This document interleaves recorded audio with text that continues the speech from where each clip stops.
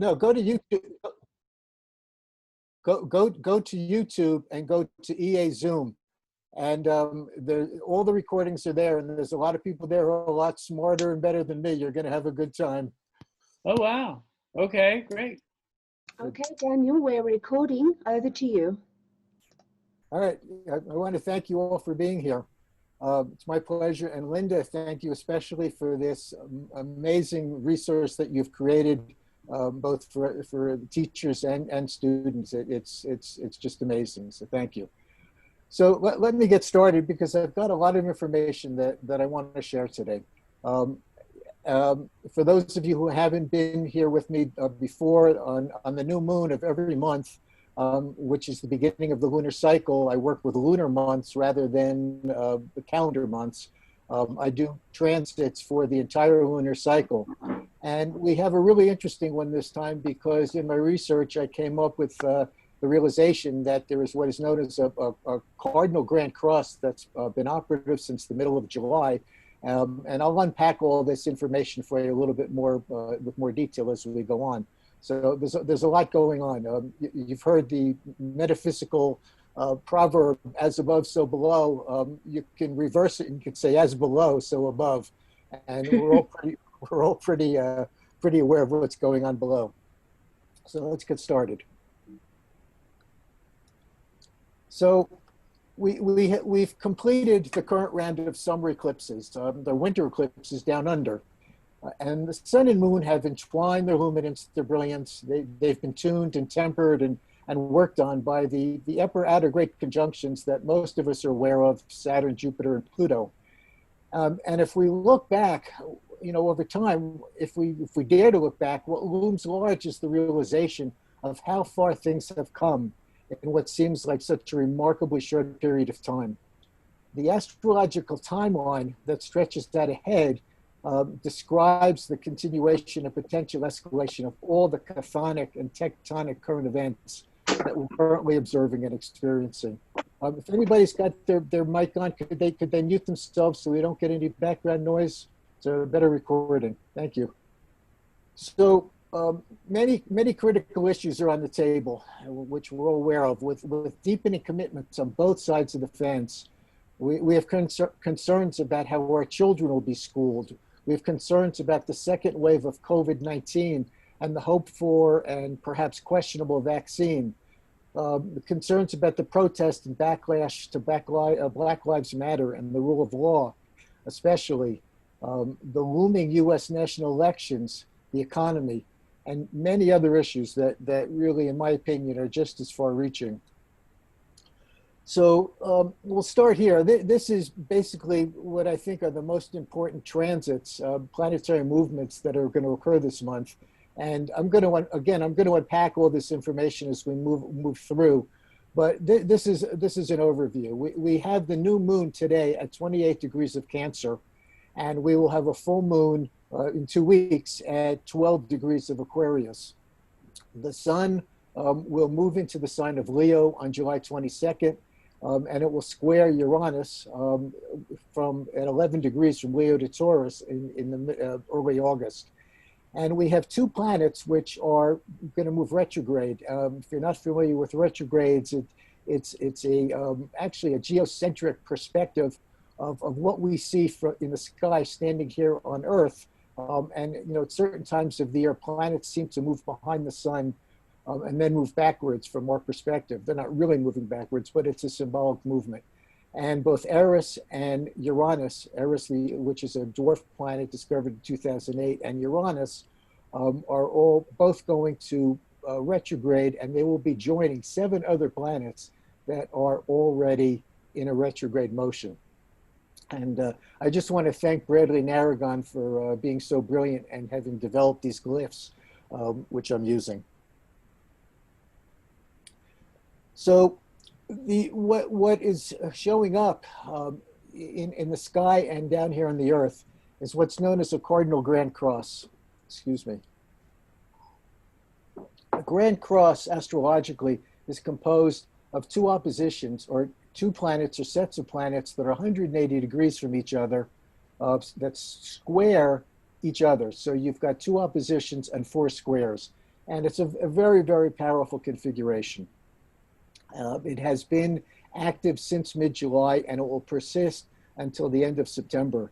And as we move through this, I'm going to break out, into each of these angles, and we'll be able to see what it is. But this is what it looks like in the chart. I have just isolated these particular aspects. Obviously, there are more aspects and planets that are in the chart, but I tried to simplify it so that the optics would be easier to understand. This is actually the first cross that we're going to encounter next week, 7/26, July 26th, in Washington, D.C.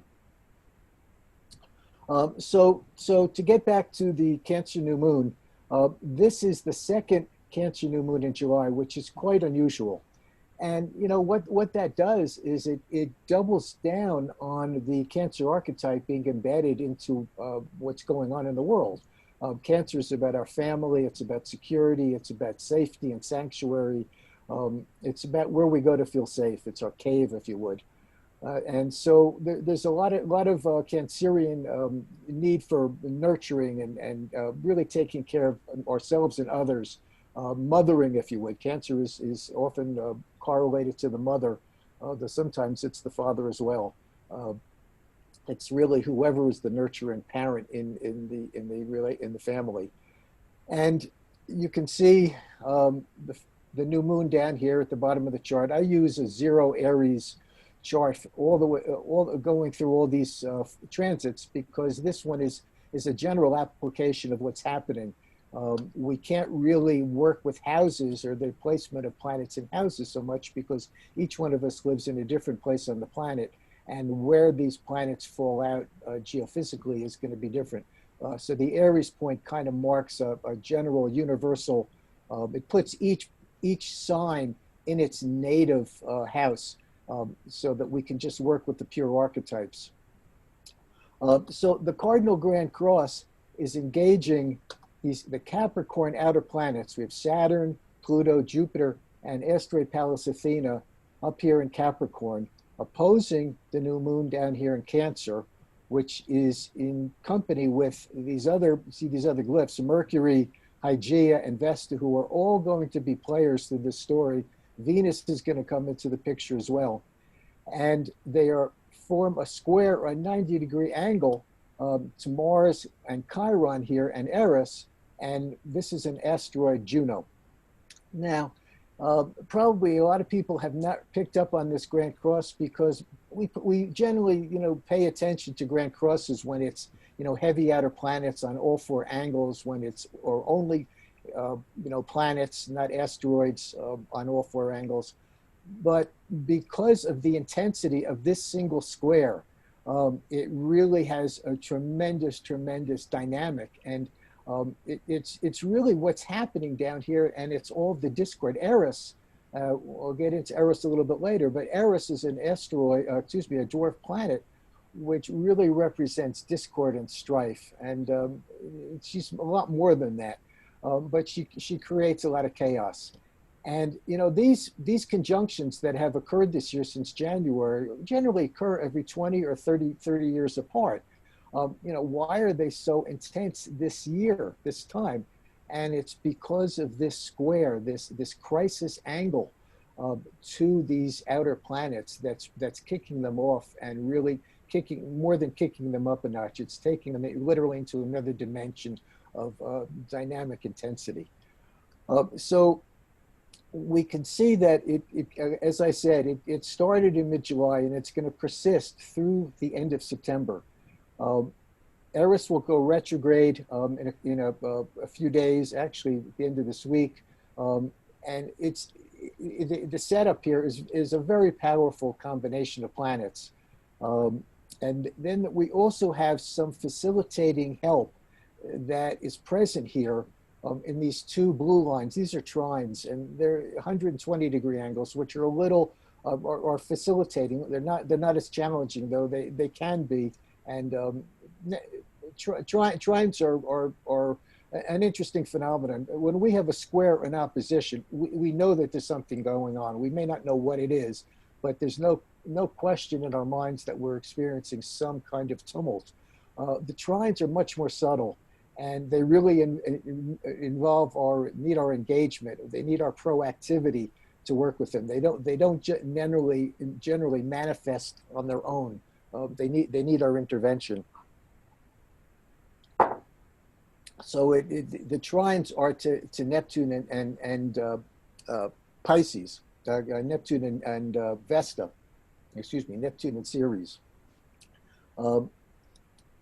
And what we're looking at here is, the last degrees of any sign here, where 28 degrees of Cancer are intensely critical, because whatever planet or celestial body that has reached that point in the sign is getting ready to shift into the next archetype.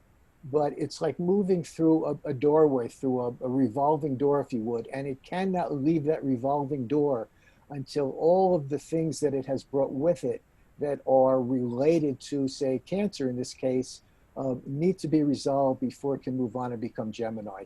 We can't carry forward unfinished business. We don't get to skip any steps. That has much broader connections in terms of evolutionary astrology as well. But it's also true in terms of certainly the planetary movements. The planet must clear itself of whatever it had taken on to achieve as it moved through that archetype before it can take on the next archetype. So the last degrees are where things come up that are generally the most difficult. And as I said, it requires the resolution of anything that's unresolved. And it brings into our direct emotional experience the events of the outer world. That's the moon. The moon is our emotional body. We don't know anything until we know it emotionally. Somebody can tell us something that's an idea or a belief, and we believe it or we don't believe it, or we agree with it or we don't agree with it, but we don't know it until we've had personal direct emotional experience of it. It's unfortunately the way it works. And the bottom line of what's really happening in the world right now with COVID and Black Lives Matter and Donald Trump and anything else that you'd like to rage against is an example of something that is unresolved and has unable to be resolved in any other way. And it's just all coming up for us with this is a no option situation. We can only go forward, and we must go forward, through it and resolve it. One of the tensions here, these oppositions, are between the self, down here, the fourth house, how we see ourselves, our ego, how we're expressing our personality, our self-actualization in the sun, our self-image in the moon, versus all these outer societal planets that really dictate the consensus that we live in, and the mores and the standards and the rules. And, a good example of this is the people who don't want to wear masks, and society say, well, please put it on because we all need to wear them if we're all going to get through this safely. So this is clearly, what's happening here. It's personal expression versus social conformity. But we also have some encouragement as a result of these difficult emotional realities to recognize and express our personal authenticity. That's Vesta down here, one of the Vestal virgins, the authenticity, the commitment to self, and to preventive health and self-care, which is Hygeia. Both of these asteroids are very, very active in this entire pandemic episode, because one is about our health and the other is about our commitment to ourself and our personal authenticity. And they're right here, and they're going to be highly active through this whole cycle. But we have Vesta already, joined up with the sun and moon, which is bringing her into relationship with how we're self-actualizing and how we see ourselves. We work and we pray for agreement and resolution, but we're willing to fight to the death for what we believe. This is Pallas Athena up here, daughter of Zeus, born parthenogenically from his head, fully clad in golden armor, screaming a battle cry, brother of Ares, fought alongside him in war, never married, father's daughter, woman in a man's society, always willing to negotiate. She was the most honored goddess of the Greek pantheon. She was the patroness of Athens. Um, but you know, she would always negotiate. But if she could not negotiate peace, she would jump into the battle and fight to the death. Um, quite a dynamic, quite an archetype. So all of this is in play, personal versus social, and all of these health issues and authenticity issues and commitment. And the other angle that's here is Juno. And Juno was the wife of Zeus, and Zeus was a rather randy, um, uh, non-committed partner, if you would. He had it off with anybody he wanted to, and she kind of stayed committed to him through all of it.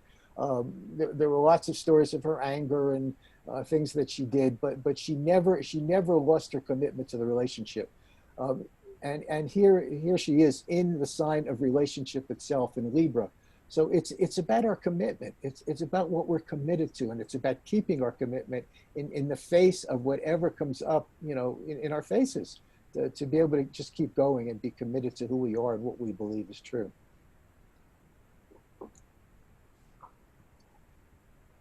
The narratives are going to swirl around, you know, crises that, you know, about our safety, our security, finding sanctuary, home and family, the exercise of abuse, power, and authority, our commitment to our ongoing health concerns and requisites for proactive preventive medicine. You know, we live in a fix me world, a fix me society. We think we can eat whatever we want. You know, we can drink as much as we want. We don't have to, you know, take care of ourselves. If we get sick, we go to the doctor. If we get a toothache, we go to the dentist. If we, you know, we're totally out of our heads, we go and, you know, to a therapist. But what's really, you know, coming down at us is the necessity and the recognition of how essential it is to take care of ourselves. Nobody's going to come to save us. If we don't save ourselves, the outlook's not that great. As I said, it's about personal authenticity and the lack thereof. We've seen lots of that in the news. It's about loss and emotional uncertainty and finding surrogates to restore that normalcy. The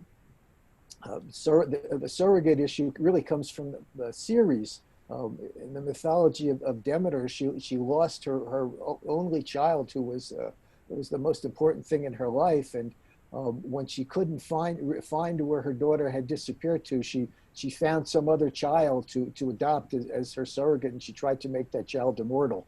To some degree, we're doing the same thing in our own lives. We're looking for surrogates for normalcy. It can be good, it can be not so good. And there's a necessity to recognize the big picture and work proactively toward it. And again, this is Pallas Athena. Pallas Athena is the goddess of wisdom and strategy. And Pallas Athena in our charts and as an archetype shows us the big picture. And when we can see something from the largest perspective, then we understand how all the little pieces fit together.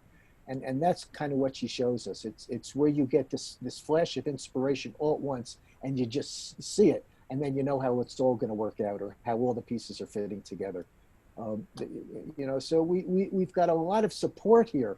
A Grand Cross is really it's very generative. I think I have this in another chart. I'll wait on that. So on July 22nd, we have the sun moving into Leo, and Sun is at home in Leo. He is the ruler of the sign of Leo.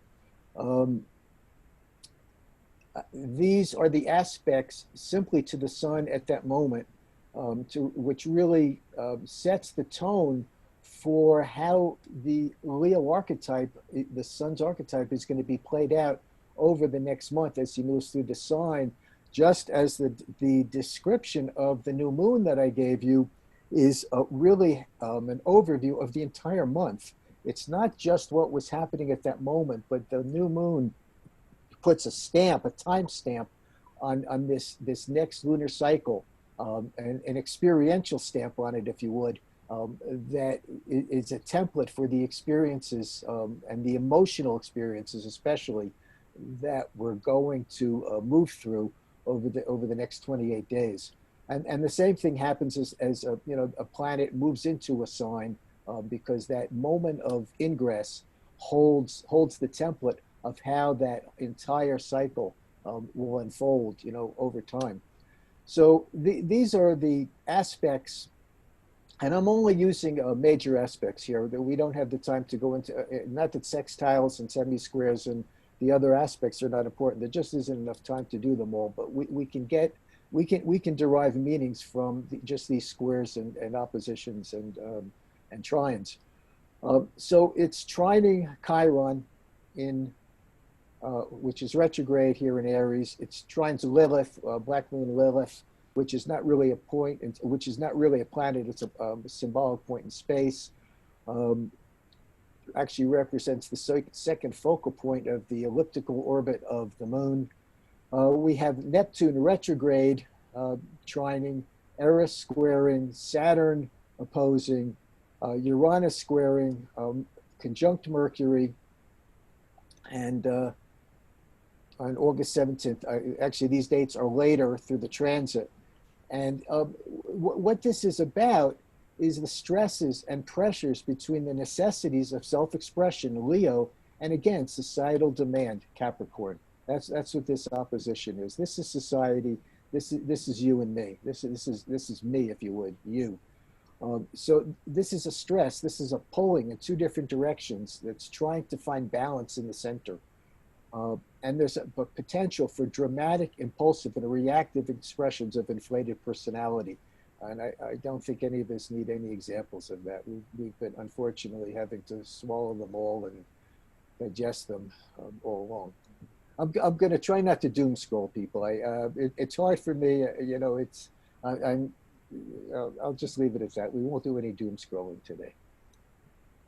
So on August 3rd, we have an Aquarius full moon at 12 degrees.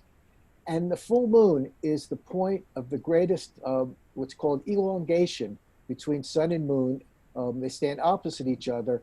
And it is the classic template for the oppositions that I have been describing. What happens at a full moon is whatever was seeded. The new moon is a seed point. It's the beginning of a cycle where an intention is planted, an idea is created, something new begins. At the full moon is where it manifests, where it shows up. So it's why full moons are so intense. It's why, you know, the police are so active under a full moon. It's a point of a very powerful, again, a generative event, very, very experiential. And it's the moon is in Aquarius. Aquarius is ruled by Uranus. And Uranus is really, you know, it was discovered in 1780, around the time of the American-French revolutions. It correlates to revolution itself. It's our individuality. It's the individuation process itself. It's where we recognize that we are part of society and we are like everybody else, but we're not like everybody else, that we have certain characteristics and traits and abilities and mannerisms that make us different. And it's when we embrace those differences and it becomes our innate creativity. So again, we can expect to see, you know, because it's associated with the revolution, we're certainly going to see an increase in the protests and the outrage and the anger and, you know, the dissidence and the polarity that's really becoming more and more extreme all the time. And again, this is just this month, but, you know, it sets a tone, and these dates are trigger points. These are dates to watch, and it doesn't necessarily mean that something's going to happen that day. It could be 2 days before, it could be 2 days later, but it's going to be noticeable with this Grand Cross happening. Venus is what is known as the dispositor. The Venus is in, Uranus is in Taurus, and Taurus is ruled by Venus. One planet can't rule another planet, so it's called the dispositor. It's just some terminology, but Venus, so it gives Venus a lot of importance here. Venus in Gemini. And Venus at this full moon is also conjunct the lunar north node, which is our probable path forward. Venus is about our values and our priorities. It's about our self-worth. It's about how we feel about ourselves, which becomes the basis of our relationship with everybody else in the world.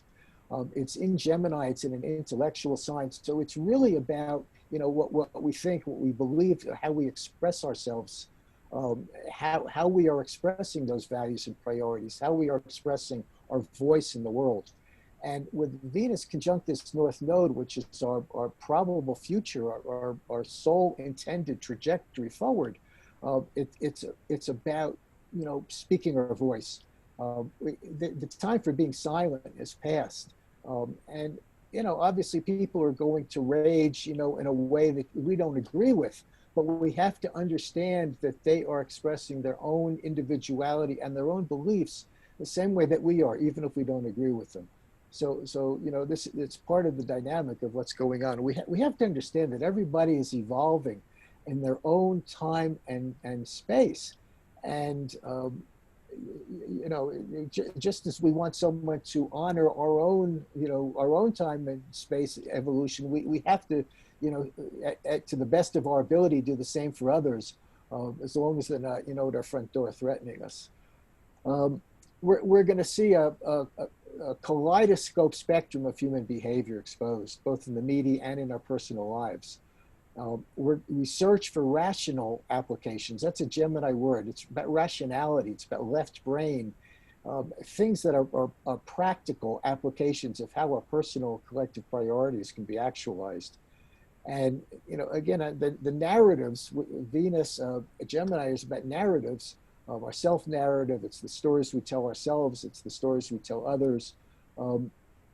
Revolve around authenticity and truthfulness and a commitment to those personal values. And the potential for realization that each planet is unfolding according to their own necessities and their own schedule. So this is the first chart of I have just a few charts just moving through the Cardinal Cross. This is July 26th, which is next week. As I said, it's active from mid-July to the end of September, excuse me. As I said, cardinal crosses are initiatory, they're generative, they make things happen. It's much like a lock set, that a lock that's the tumblers have shifted into place and they're in a locked position and they're waiting for the key to be inserted to turn them. Capricorn, Aries, Cancer, Leo are all cardinal signs. They're initiatory. They get things going. They're started. Libra makes connections with other people, makes relationships. Capricorn builds things, creates form and structure. Aries is the birth point. It's our point of self-creation, and Capricorn is also it's womb to tomb. It's the basic, our birth basic, place of emergence, out of the Sipapoo, what Native Americans call the Sipapoo. So these are very generative archetypes where it is primed for something to happen. This is not a static, fixed, or even slowly moving dynamic. It's a very, very powerful configuration that is going to generate movement. Vesta and Hygeia, which I said are both planets that are associated with COVID. Vesta being, how we really are committed to our own selves, and Hygeia about proactive self-care, are going to persist down here on this arm of the Grand Cross through its entire cycle, as will these Capricorn planets will persist. This angle, this opposition, these two angles will stay pretty permanent throughout this entire cycle, as will Juno.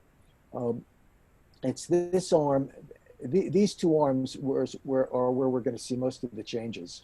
The intention of this cross is to find the balance between these oppositions and to find the resolution to the crises between these squares. Dane Rudger called these squares either a crisis in consciousness or crisis in action. A crisis in action is when we've reached a point in the cycle where we recognize that something that we intended at the beginning of the cycle has not yet happened, and how are we going to make it happen?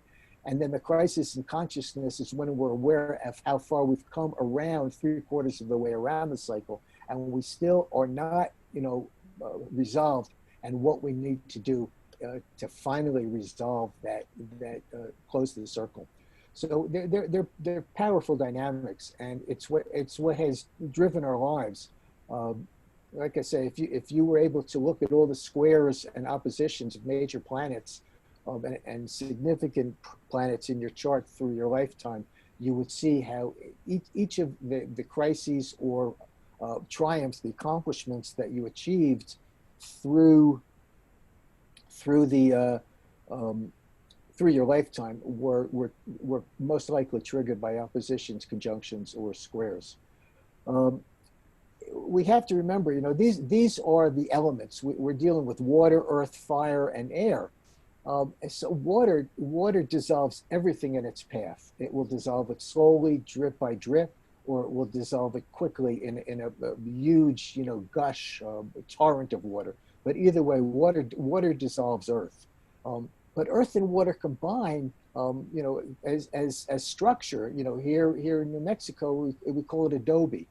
So there is something that happens in the combination of those two seemingly dissimilar elements that is vital to life. That life cannot exist without the combination of these elements. And it's the same thing with fire and air. If you've ever tried to light a fire in your fireplace, it's not the wood that burns, it's the air. Fire needs air in order to create that flame, and air requires fire in order for wind.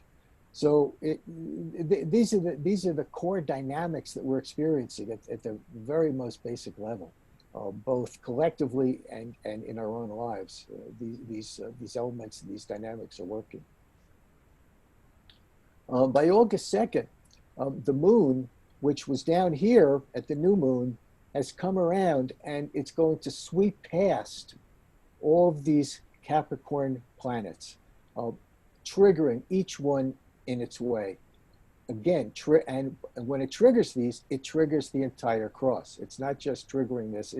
The reason these configurations are so powerful is that it's like playing a chord on a piano, and it's the same truth, the same thing in your own natal chart.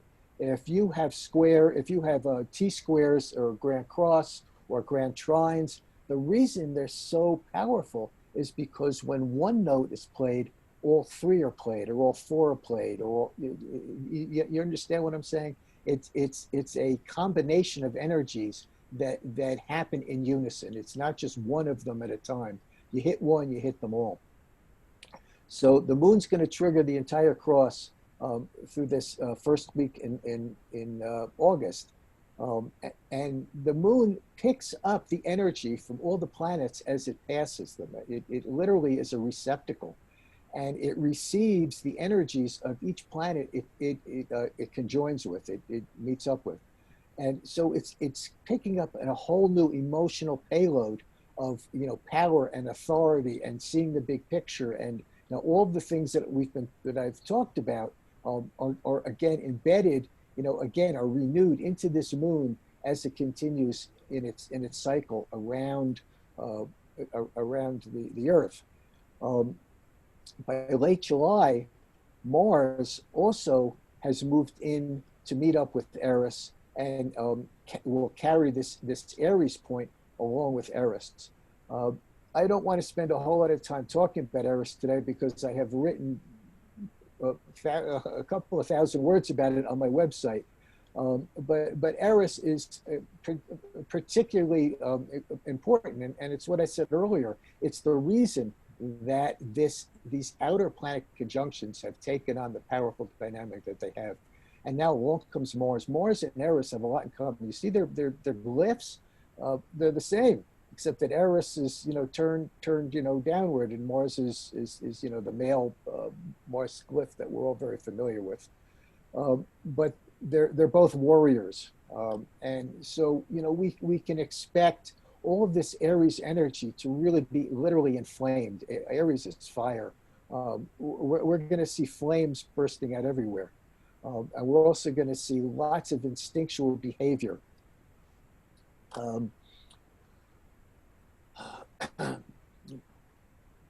Maybe I had another chart there.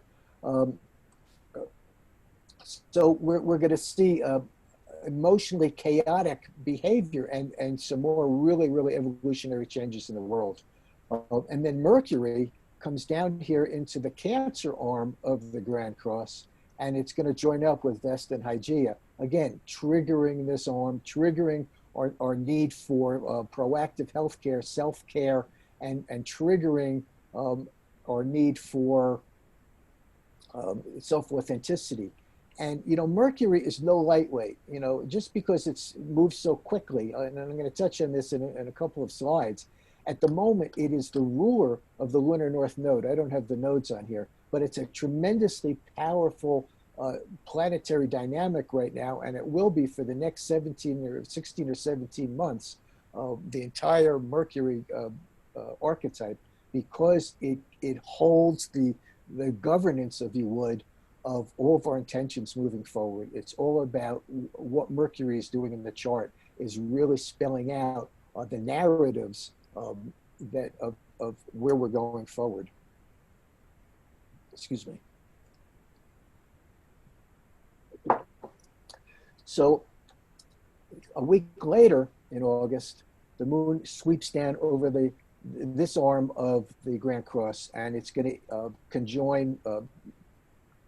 connect with Chiron first, and Chiron is active, even though Chiron is only at 9 degrees and it's kind of out of orb with these other planets. It's been in orb with this arm with Juno, so it's brought in. Even though these seem to be separated, they're changed, because this is only 5 degrees apart, this is only 7 degrees apart, and these two are 3 degrees apart. So this entire planetary bundle is all really working together and moving closer and closer together. But again, as the moon picks up this Aries arm, we're going to see another trigger pulled. Mars is about choices. Mars are the choices that we make. Venus is not here, but Venus sets our values and our priorities and hands them off to Mars. Mars also has a relationship with Pluto. It's known as the lower octave of Pluto because Pluto says jump and Mars says how high.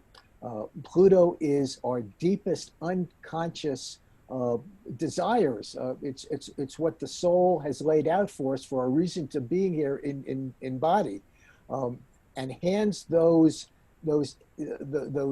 soul-based needs, necessities off to Mars to accomplish. So Pluto says how high, Pluto says jump, Mars says how high. So Mars becomes the actual choices that we make.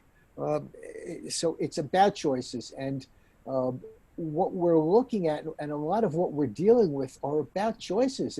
We're dealing with the consequences of the past choices that we have already made. Certainly in terms of COVID and how the second wave is just spiking, and about the choices that we're going to make going forward. And I listed some of them in my intro a little bit. How are we going to open the schools? What's going to happen in November? What's he going to do? All of these choices are out there, and they loom literally. And it's the future is probable. The future has many ways that it can go. It's kind of like a roundhouse in the train station. That train pulls in and it can rotate in several different directions and then go forward. The North Node's like that, it kind of in a way. It's a magical moving sidewalk, like the walkway at the airport that we arrive at with all our luggage, but we just step on it, and it has the potential to carry us to the gate for our departure. But we have to make the conscious choice to step on it. We have to be proactive with it. These are the dynamics that are in place. And this is the last chart, and this is probably the strongest activation of the cross, we see Eris and Mars very tight here. Venus has come down here to be within 1 degree of Hygeia. This remains pretty static. And they're all, you see, they're all in the late degrees, the last 5 degrees of their sign. So this is a very, very powerful conjunction. And this is what we're looking at as we move into September. And it will carry most of September, really up until about the 1st of August, excuse me, 1st of October. So I want to walk through what I'm calling a planetary moments. I have this here for 2 reasons. Number one, you can refer to it because these are all of the transits for the month by planet. But I want you to see the interaction, the number of interactions that are going to occur between all the planets that I have described. How Mercury is going to conjunct Hygeia and Vesta, square Chiron, Juno, Mars, Eris, and Uranus, and then oppose the Capricorn planets. And again, as the ruler of the lunar north node, it's going to embed all of our potentials moving forward with all of these crises and these needs to balance all these different energies and elements and ways of looking at things, beliefs and ideas and all the emotional turmoil. Aren't Bradley's glyphs amazing? He's quite talented. Mercury will also move into the sign of Leo, join the sun in August. It's only a few degrees, on either side of Leo all the time. And it will then move into Virgo mid-August. And again, this is going to change the nature of how that north node is being activated. So we're gonna go through a period where our own self-actualization, Leo, how we actualize ourselves in the world, really becomes a prominent dynamic for all of us. And then we're going to go into the Virgo, which is the morning after archetype. Virgo is the guy who went to the party the night before and he drank too much and danced on all the tables and flirted with everybody in the room and woke up in the next morning in bed with somebody he didn't know who it was and total crisis. That's what Virgo can be, where we begin to recognize what it is about ourselves that we need to work on. It becomes the cleansing process. It's the grounding of our spirituality as well as the polarity of Pisces. Pisces and Virgo are 2 polarities of the same pole, 2 poles. And, Pisces is, we go up on the mountain and we have that realization, and Virgos, we come back down on earth and we feet on the ground and we actually ground what it is that we realized when we were up on the mountain. So again, there's some powerful potentials for realization and for, to get grounded and to really come up with some very practical. Mercury is quite eloquent and quite resourceful in terms of finding solutions and negotiating and, just moving and navigating. Mercury is the navigator, and navigating through these very, very turbulent waters. These are some of the facilitating help that Neptune will have, that Mercury will have. Neptune is certainly going to give Mercury more of an intuitive perspective and lift him out of his rational left brain more into a right brain, more of a diffuse understanding. The trine to Eris, I would like to say that Eris is not kind. Eris is a bitter pill, and I think I said this later on in my talk. She's a bitter pill that we have to swallow. But she's about healing something that could not be healed in any other way. That it took something quite drastic, some very drastic medicine to really shock the system into self-healing. Trines to Mars and Chiron are going to give us the ability, again, Chiron is the healer, the mentor. Mars is the ability, going to give us the ability to make some better choices. It's not all bad. It's not all hard. We have support there, but we have to work with it. We have to be proactive. Venus will move into the sign of Cancer in August, and we'll pick up a lot of the archetypes that I described: family, safety, security, home, all those things, the mother things. These are the things that Venus and our values and priorities are going to be about this. And I'm going to unpack this. I have a slide of the ingress. It's going to square Neptune next week. It's going to trine Ceres, which is moving in closer and closer to Neptune. They're going to meet up in September. And then it's going to square Chiron as well. So we're going to see our values and priorities all affected by our need to really be more compassionate, be more open, drop our boundaries to some degree, not to be so solidified, if you would, in what we think and who we are. Ceres is a really, from an evolutionary perspective, correlates to where we've had our deepest personal loss. It's about loss, and we're all, it's the loss of normalcy, really, that we're going through. And so it's about, finding a way to find find surrogates, again, for, as I said, for that normalcy, but to navigate that emotional abyss of feeling that we're lost and that everything's gone, and it'll never be normal again, and just to lose hope. We can't lose hope. Everything unfolds exactly as it's supposed to, and we have to remember that. And then the square to Chiron is again going to, hopefully, give us it's going to create the experiences where we recognize again that we need to be healthy, and what health is about, that it's about a holistic health paradigm. It's not about the vaccine, folks. Everybody who's been tested here locally in town has been told, that if they should get the results back and they're positive for coronavirus, to just stay home. It's a very conservative protocol. There's no discussion of vaccines or anything like that. And I don't want to get into it. Again, it touches on doom scrolling. I promised myself I'd stay away from it. But it's about self-care and taking care of ourselves and finding our own inner mentor for our values. Mars will square Hygeia, Pallas, Jupiter, Pluto. Mars is going to kick off that Capricorn arm and Cancer arm of the Grand Cross. These are the dates. It's going to make us more impulsive. It's going to create some anger. It's going to make us a little bit restless. It's going to also be kind of exploratory.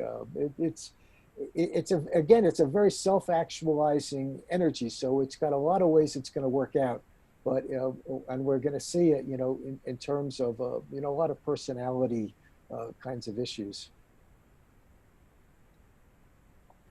And Jupiter as well. They're moving very slowly, but they will also hook up with all these planets we've been talking about. So it's almost as if this is every day it seems like there's going to be something that's going to be kicking off this square, but not every day, every week. Neptune and Pluto as well. I have this chart from the Mercury Hygeia, again, because I think Mercury is so important in the scheme of things this month. It's going to be, as I said, the narratives that are going to be in the news, in our own homes, and in our own heads are going to be about health and about preventive medicine, proactive self-care, or perhaps, about the vaccine, or about, hoping that the vaccine's going to show up, or, it's even going to be about people who think that they don't have to do anything. It's going to exercise itself both ways. But really, it's about strengthening the immune system.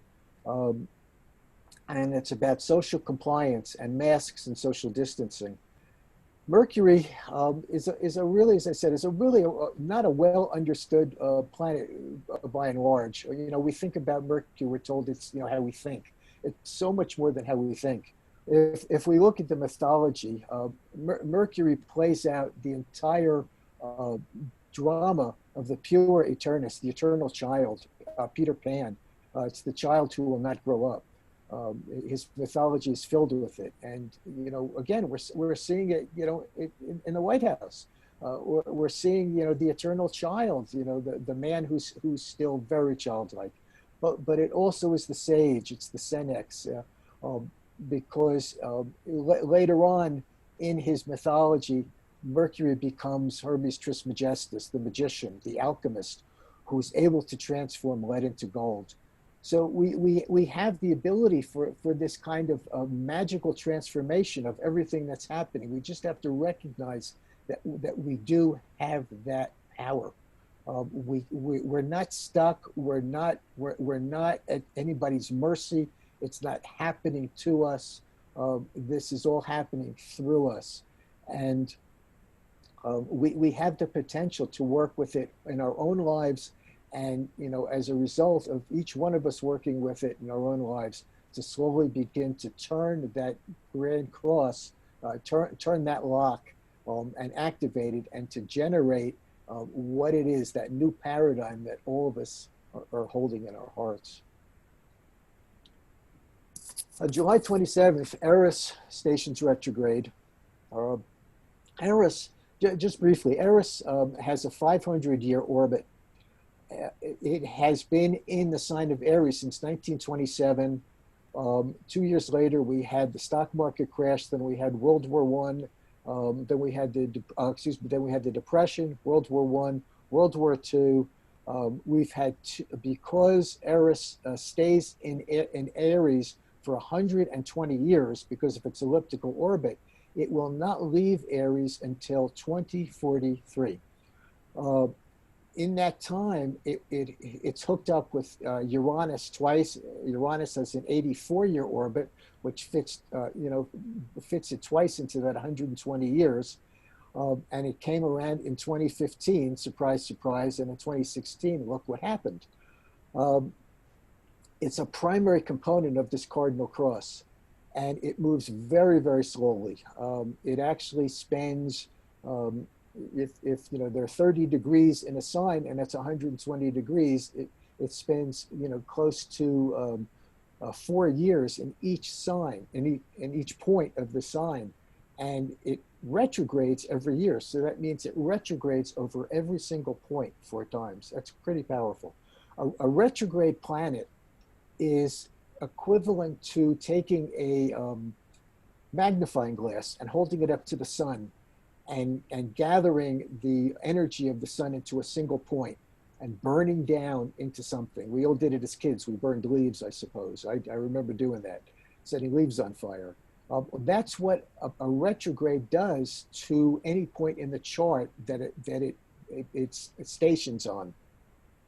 So Eris has been burning into this 24, 25 degree point in Aries for a couple of years now. And again, we can see, you know, we can see the effect of it. And it's really been kicked off since all these Capricorn planets moved into orb up here into the later degree of Capricorn. The primary components here are, you know, personal ideological conflict. I mean, we could be conflicted within ourselves as to what's right and wrong, let alone being conflicted with, you know, with other people. And they're going to be threats to personal safety, because Mars and Eris clearly have to deal with safety in the square to Capricorn, to Cancer. Be political friction. Xenophobia. The original name for Eris, when Mike Brown discovered her, he wanted a female mythology, so he chose Xena. It was changed because all of the planets and asteroids use a Greco-Roman nomenclature as a standardization. So it was changed to Eris. But it's interesting that Xena was her name. Originally for a couple of years. It's about repressive exercise of authority, relationship power imbalances and abusive behavior, the necessity to make personal choices and generate healing rather than wounding, and the consequences of our past choices come back to haunt us. Crisis and catalysm in the short run generates evolutionary growth in the long run. She's a bitter pill but she gets it healed. On August 4th, Mars is going to square Jupiter, triggering the Grand Cross. And again, these are all of the squares and oppositions that I talked about. There's going to be physical and emotional impact again of past choices, the pressure to see the bigger picture when making future choices, and a strong potential for angry, violent behavior. And then Venus will move into the sign of Cancer. And it will be conjunct the lunar north node. I talked about that a little bit. It's going to square the moon, square Chiron. And again, there's going to be a focus on safety and security again. It's, the security, the security issues just rages through the zeitgeist. Values and priorities become the primary forward evolutionary intention. In other words, we're going to really begin to focus on what it is that we're intending to create collectively and individually in our own lives in close, so that they're in line with what it is that we really are valuing and what's really important to us and what's really essential. Venus correlates to what's essential, to what we need to survive. And we're going to really begin to close the gap between what it is that we're chasing, what our goals are, and what it is that we really need. It's going to carry some heavy emotional baggage going forward, and it brings the need for more nurturing and compassion in our relationships with others. A friend of mine, said that what he's noticed is, that people have moved into, one of two camps. They're either kinder or they're more angry. I have to admit that I'm somewhere in the middle, because I am angry, but I've also, found a lot of kindness. And so, but this is what's going to happen here as we move through these disruptions and we work through our own emotional baggage and our own emotional reservoir of past experiences, and balance it with what we're hoping for in the future, to be able to work out how this is all going to go. And again, it's all going to come down to each of us doing this individually. Nobody's coming from the sky that I know of anytime soon to save us. And it can also balance our individual self-authority. Venus is very much involved because she is associated with Uranus, and Uranus is really very much in play. And Vesta will move into the sign of Leo, which again is the sun's sign, and it's about our self-actualization. It's about how we shine in the world. So it's going to bring out our need to be much more authentic in how we're presenting ourselves to the world, how we're meeting the world, if you would. How we meet the world is really more of an Aries kind of an idea, but we express all that Aries really through our Leo. It doesn't show up to Leo. We don't see it in Aries. We see it in Leo. Experiences generated exposing the level of our commitment to our own authenticity and self-authority, and opportunities and necessities that initiate new protocols for self-care. We have to find some new ways of doing things, and opportunities for intuitive insights into ourselves. These are the trines to Neptune, are about our insights. And the squares are going to create these opportunities and necessities to really get it right. We have no choice. We can't go, obviously aren't going back. And then Uranus is going to also station retrograde at 11 degrees of Taurus on August 15th. And when it does, it's going to join Jupiter, Saturn, Chiron, Neptune, Pluto, Ceres, Pallas, and Eris already retrograde. There are going to be 9 planets in retrograde until mid-September, when Jupiter will station direct. But we're going to have most of the planets in the sky seem to be moving backwards, intensifying their archetypes. So retrograde, traditional astrology often suggests that a retrograde diminishes or weakens the power of that planet. I disagree. Retrogrades actually intensify it because they cause us to review and go deeper and to go inward and go backward and, really get a better understanding of what's happening, so that we can regroup, if you would, and go forward. So the questions it raises is, does the expression of, who you are, your individuality, does it match your authenticity? I mean, are we being sheeple? Are we just following the crowd because, somebody who's got more willpower, or somebody who we look up to, says this is what we have to do? Or are we, living, or expressing or behaving according to what we think we need to do, according to our own values and priorities? And this is the choice everybody's got to make. Some people may make it, and we may not like their authenticity, but we also have to recognize that to some degree, that's what they're doing. But it's not an easy, thing to swallow. It's Eris. It's not an easy pill to swallow, but that's what's happening. And the opportunities abound for higher mind insights, revelations, and new understandings. So again, we've got potentials. We have resources. The portals are open for us to receive some new information, but we have to listen to it, hear it, and commit to it when we hear it. So those are the transits. I have individual horoscopes for everybody.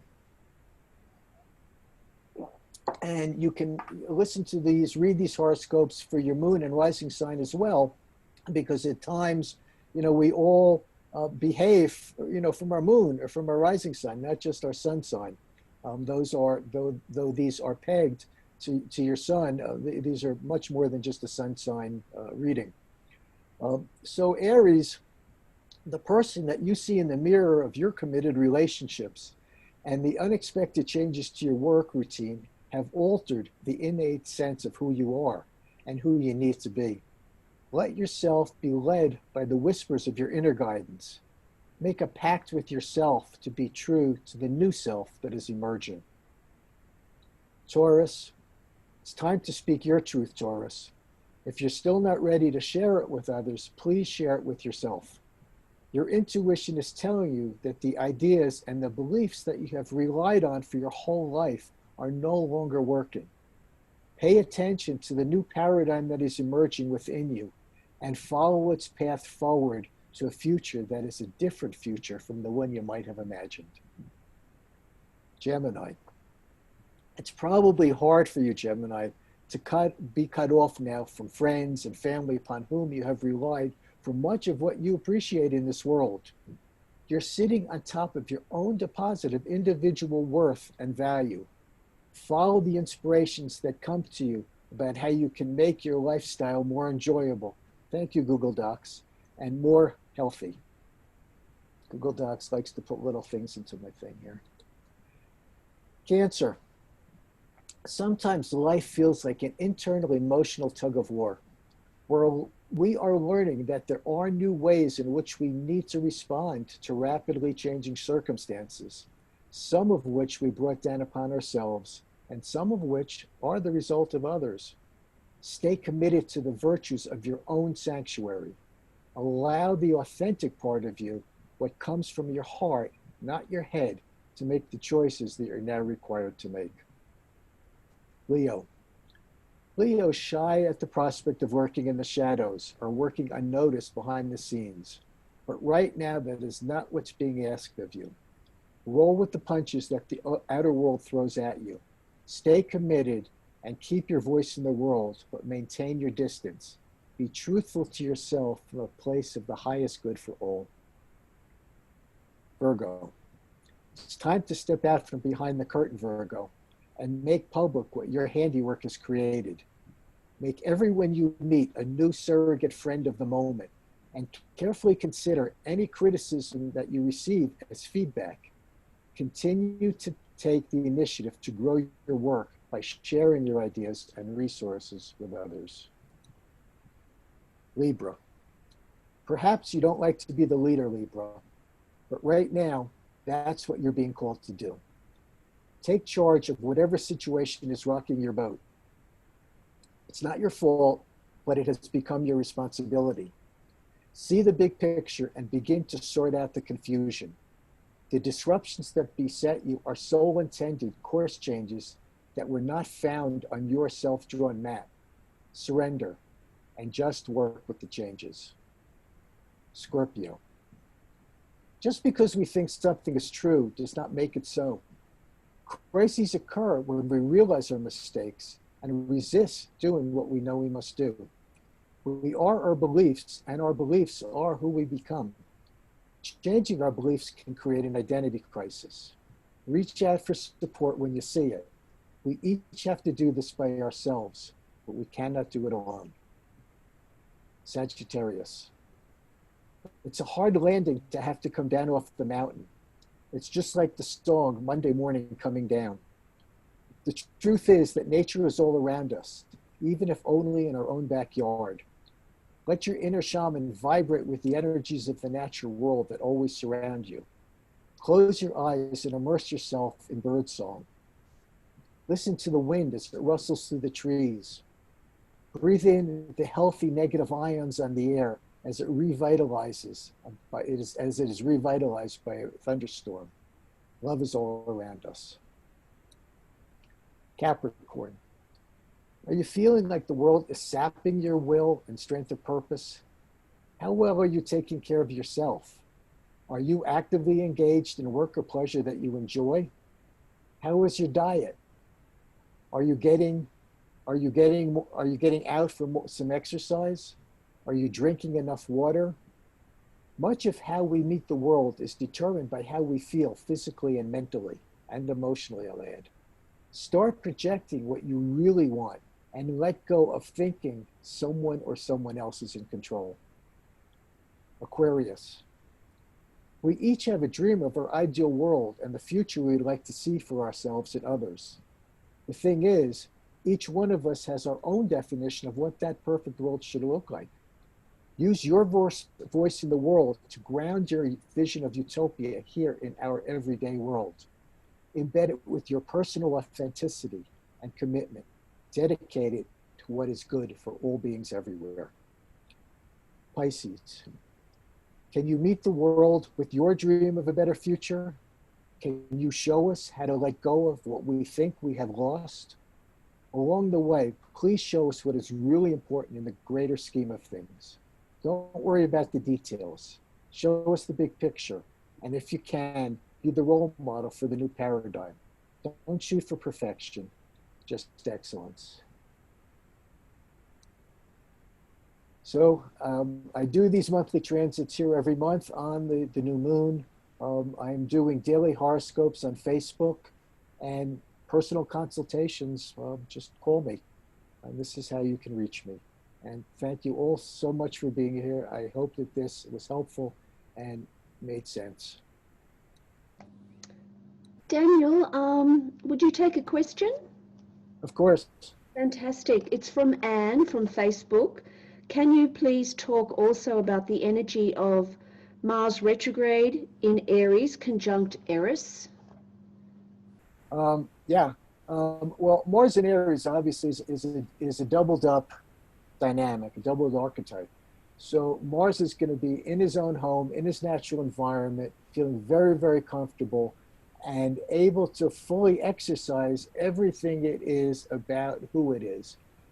And obviously, this is all going to be modulated, according to where Mars is in our natal chart. You're not all of a sudden necessarily going to have Mars in Aries if you have, Mars in Pisces or Mars in Cancer. But you are going to be feeling that energy around you, and you're going to feel what, it's going to be the aspect. You're going to feel whatever the relationship is between your natal Mars and where the transiting Mars is. But in either event, it's going to activate your Mars in some way. And most generally, it's going to beef up your own personal energy. Mars is a life force. Mars is what really we correlate the sun, as the energy, but it really comes first through Mars before, astrologically, archetypically, we feel that life force in a Martian way is our instinct. So our instincts are going to be heightened, and we could be more impulsive. When Mars goes retrograde, and as I said, there's a relationship between Mars and Venus. You know, none of these planets act, you know, in isolation. We can't just pull one out and say, oh, it's doing this or it's doing that. Venus defines where our values are, what's important to us, what our priorities are, what's essential. And it hands these priorities off to Mars. Venus can't act on its own. It's Mars that you know really goes out to meet the world, and so Venus hands off our values as priorities to Mars, and then Mars acts on them.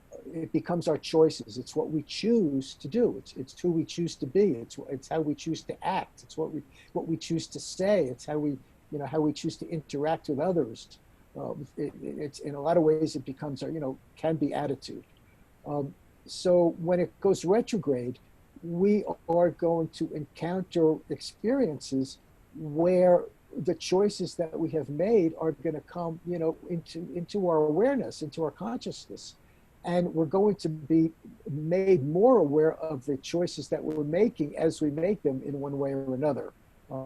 And we're going to, have a chance to analyze those choices that we've made and to be more analytical about the choices that we're going to make going forward. Hopefully, it will, to some degree, restrain the impulsiveness that Mars in Aries wants to generate, but not necessarily. So what may happen is that we may be triggered in certain situations with certain people. Certainly, we're surrounded by people we have karma with. We're really only with people that we have karma with, generally. And so we may be triggered, to behave in a certain way impulsively or to react rather than respond to a certain situation. But the retrograde dynamic is going to hopefully give us the ability to be more conscious when and if that happens, and certainly in the aftermath to be able to recognize and take corrective action for next time. Thank you so much, Daniel. Any further questions from our audience? Thank you, Daniel. Oh, thank you guys. Thank you for being here. Yeah, it's great. Okay, would you all please thank Daniel Fiverson, everyone. Thank you, Daniel. Thanks, Daniel. Thank you.